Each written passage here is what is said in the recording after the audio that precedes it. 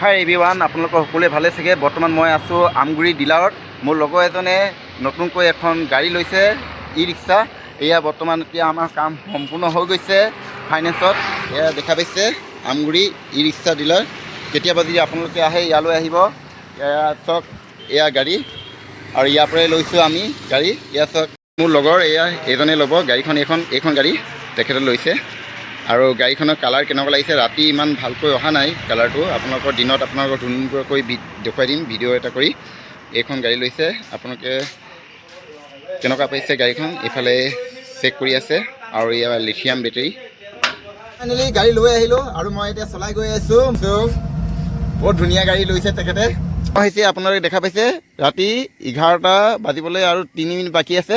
হাই কৈ দিয়া। ইয়াৰ লগৰটো মাক দেখিয়ে পোৱা নাই একো। আৰু এয়া গাড়ী এতিয়া এওঁলোকে নিয়ম কৰিব আৰু